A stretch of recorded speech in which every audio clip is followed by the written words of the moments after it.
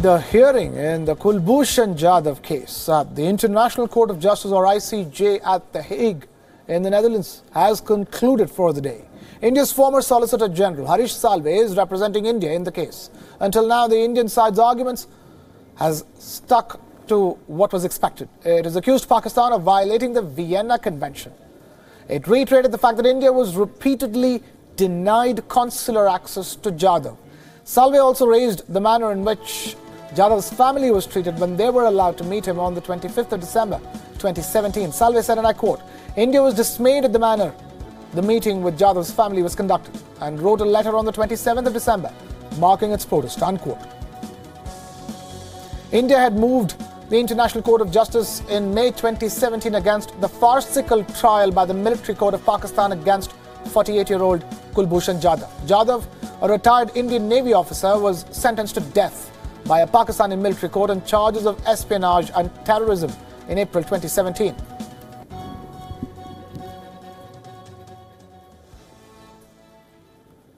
Four days after the dastardly Pulwama terror attack, Indian forces have eliminated the masterminds behind the attack that killed 40 CRPF personnel. In a joint operation, the forces blasted a terrorist shelter in Pulwama's Pinglan area, killing top Pakistan-based Jaish-e-Mohammed terrorists and key Pulwama attack conspirators Abdul Ghazi and Kamran Hilal. 4 security personnel, including an officer and a policeman, have been martyred in this encounter. All the martyred army men belonged to 55 Rashtriya Rifles. A total of 3 Jaish-e-Mohammed terrorists have been gunned down. The identity of the 3rd terrorist is yet to be ascertained. 1 civilian also lost his life in the encounter, which began in the wee hours this morning. The hideout was located near the highway where the CRPF convoy was attacked on the 14th of February. The operation in the Pinglan area in Pulwama began after India's armed forces, comprising of the Army, the CRPF, or the Central Reserve Police Force, and Jammu and Kashmir's police, launched a cordon and search operation after getting information about the presence of terrorists in the area. The armed forces have expanded the search operation since then. A cordon and search operation was launched in Pulwama's neighboring district of Shopaya as well.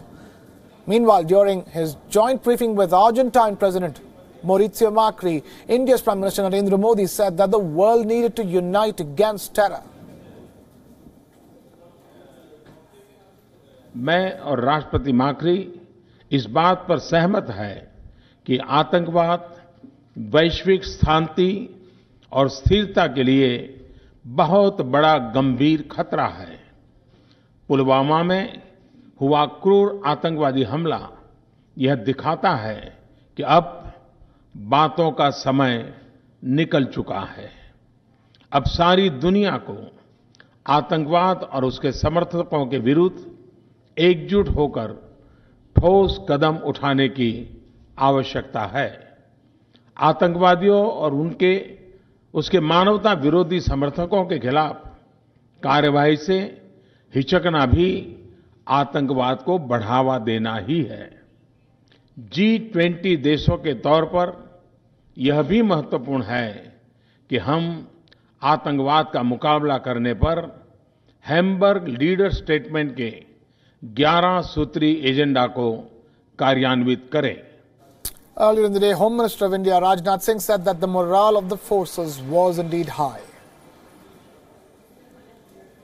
हमारे सेना और सुरक्षा के जवानों का मनोबल इस समय ऊंचा है और आप देख रहे हैं कि वह आतंकवादियों को न्यूट्रलाइज करने में कामयाबी हासिल कर रहे हैं। Meanwhile, it's the second day of Argentine President Mauricio Macri's 3-day India visit. The Argentine president held bilateral talks with India's Prime Minister Narendra Modi at Hyderabad House in capital New Delhi. New Delhi and Buenos Aires inked several key deals, including one on defense. In the joint briefing, Prime Minister Modi and President Macri condemned the Pulwama terror attack. Macri said that Argentina supported India in the fight against terror. I would also like to convey my condolences to the victims of the cruel attack perpetrated just a few days ago. And I firmly condemn, like we've done for the last 3 years, ever since we've been in office, and this is something that Argentina has done even longer, we condemn every kind of terrorist attack. As you said, this goes against what we think should be healthy coexistence and the development of our families and people. So I'm truly very pleased to be able to be working together to fight this scourge of mankind. And earlier in the day, Makri was accorded a ceremonial reception by Indian President Ramnath Kovind and Prime Minister Modi at the Rashtrapati Bhavan, or the Presidential House in New Delhi. Makri, who is accompanied by his wife and a high-level delegation, laid a wreath at the Mahatma Gandhi Memorial at Rajghat. Makri's last engagement of the day will be a meeting with his Indian counterpart Ramnath Kovind. The Argentine president and his family visited the iconic Taj Mahal in Agra on Sunday, right after they landed in India, while Monday was reserved for bilateral engagements. Makri's visit comes at a time when India and Argentina are celebrating the 70th anniversary of establishment of diplomatic relations. The Argentinian president was the first foreign leader to visit New Delhi after the terror attack in Pulwama that claimed the life of over 40 CRPF personnel. During the press statements, the Indian Prime Minister Narendra Modi and the Argentinian President strongly condemned the Pulwama attack. The Argentinian President said that terrorism goes against the normal coexistence. The Indian Prime Minister called on G20 countries to act strongly on the issue of terrorism. He also recalled the statement, the Hamburg Declaration of the G20 countries in 2017, calling on hard action against the issue of terrorism. Remember, G20 countries include India and Argentina. Last year, Argentina hosted the G20 summit, in which it was announced that India will be hosting the G20 summit in the year 2022. But all in all, it's the issue of terrorism that India has been highlighting at the G20 forum. The Indian Prime Minister also called on the world to speak in one voice on the issue of terrorism. India has been calling for consensus when it comes to the Comprehensive Convention on International Terrorism that calls for a common definition of terrorism. The world has not been able to come out with a common definition on terrorism. Consensus is still lacking. India will be focusing at the United Nations that there is a common definition through this convention, which India proposed 2 decades ago. With video journalist Sanjay Rohila, Siddhant Sibbal for Wion World is One in New Delhi.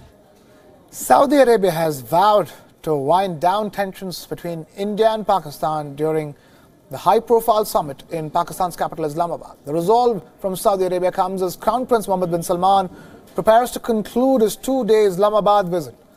The development comes as diplomatic rift between India and Pakistan has touched new lows following Friday's dastardly terror attack in Pulwama in the state of Jammu and Kashmir that led to the killing of 40 Indian security force personnel. Disputes between India and Pakistan, our objective is to try to de-escalate tensions between the two countries, neighbouring countries, and to see if there is a path forward to resolving those differences peacefully. New Delhi has vowed to retaliate as clamour for action against Pakistan has grown stronger in India. Now, British regional airline Fly BMI has cancelled all its flights and has gone into administration. The officials of the airline said that their decision was taken due to an increased fuel and carbon costs and due to the Brexit uncertainty. A spokesperson said, and I quote here, the airline has faced several difficulties, including recent spike in fuel costs, the latter arising from the European Union's decision to exclude UK airlines from full participation in the emissions trading scheme. Current trading and future prospects have been seriously affected by the uncertainty created by the Brexit process, unquote. Fly BMI is based out of the English East Midlands. The airline flew to 25 cities across UK and Europe and had 17 aircraft in its fleet. Fly BMI's suspension puts 376 employees across the UK, Germany, Sweden and Belgium at risk.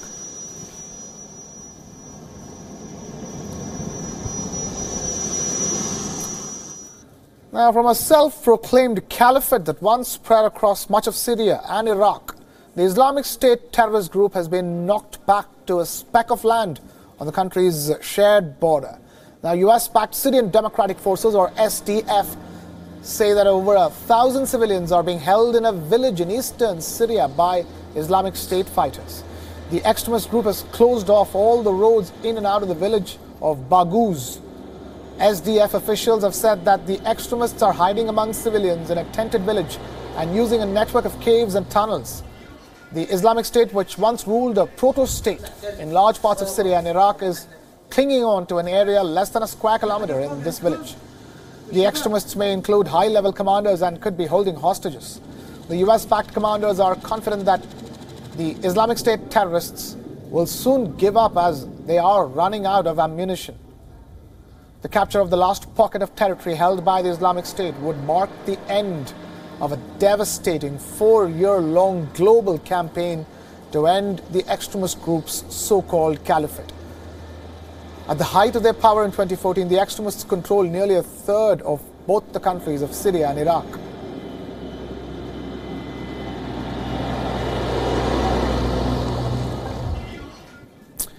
Away from all of that to the world of sport, where the 2019 Laureus World Sports Awards have kicked off in Monaco, with Indian NGO Yuva winning the prestigious Sport for Good award. Members of Yuva were presented the award by Laureus Academy Chairman Sean Fitzpatrick, with legendary football manager Arsene Wenger, 5-time Olympic champion Missy Franklin, and 1984 Olympic gold medalist Nawal El Mutawakkil also on stage to felicitate the team.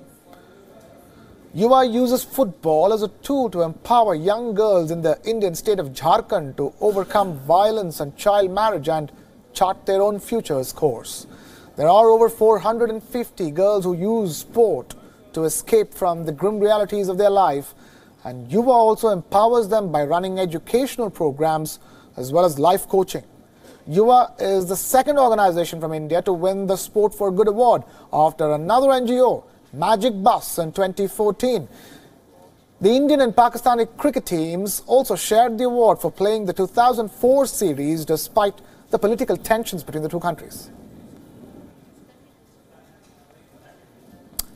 Wion World is One's Digvijay Singh Dio is at the Laureus Awards in Monaco, and he spoke to the winners of the prestigious Sport for Good Awards. Listen in.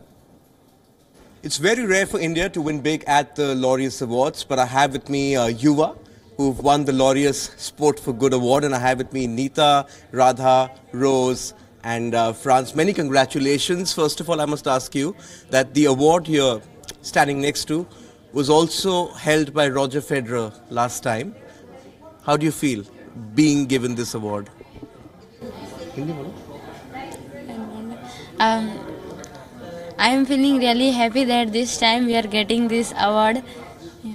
Okay, yeah. ये award से बहुत लोगों like जो युवा who people students football players who are back at युवा, it's gonna improve their lives and it's future of many girls back at Jharkhand. So it's like really excited, really proud and very emotional to get these awards. Like really nice. They've clearly gone through a lot, haven't they? And to hear them speak the way they do now, and probably it's much later they'll realize the significance of what you all have achieved as a team as well, to get the award from Arsene Wenger, one of the legends. They even actually ended up playing a mini football match this morning with Arsene Wenger, World Cup winning captain Cafu. Just talk me through the idea behind Yuva, and you've been around for a while, both of you. Where did this come about, and your journey in the last 10 years? No, you can start first and then we'll get to France. Okay. So Yuva started in 2008. And it began as a girls' scholarship program. And initially, football was not even a part of it. It wasn't until a group of girls came and asked Franz here if he would coach a football team that we even started using football. And Franz had only knew the American football. He didn't know too much about this football, right? Not even American football. Franz is actually a skier and a judo player, but not a football player. But the girls wanted to play football. And where we live and work in rural Jharkhand, there are very few opportunities for girls to play. Girls have very less free time when compared to boys. Boys are given a lot of privilege in each family. They're sent to better schools. They eat first. They're allowed to do what they want, whereas the girls have very limited opportunities. And so initially, Yuva started using football as a way to bring girls together and create a positive space for them. And then over time, we've added more and more depth to the program to really enable girls to take control of their own lives and determine their own futures. And in order to accomplish that, we have started a full-time girls' school. Every girl who's in UA practices 5 days a week. 1 day a week, she has a life skills workshop where she learns important information about her health, her rights, and about future planning as well. So UA is a very deep program that's focused on enabling girls to truly take control of their futures. Okay, Franz, lastly, let me come to you because, when you set this up, you obviously didn't envision this getting so big. Are things changing on the ground now? Do you see a change happening? There is acceptance. Earlier they wouldn't even be allowed to come and play. They had to hide and come and play. It reminded me of some great Indian stories from sport where parents don't allow your kids to play. They're girls. They're supposed to get married at the age of 15 and 16. Do you think the mindset is changing? And is that ultimately what will be the main win for you? Not this award, but if you can change those mindset back in rural Jharkhand and all of India as well. I'm really proud to bring this award back to India because I've never been in a place that has so much, so much talent, where the kids, especially the girls, are so hungry to learn and to get ahead. And India is a young country. The majority of people in India are very young. And I think that there's a lot of energy and a lot of kids want to play sport. They want to change their lives. They want to have a safe and positive space. That's what UA has created. That's what these girls are creating now as coaches. And for us to be able to bring this award back to India, I think really it proves that that young people can really change the world when they've got just a little bit of support.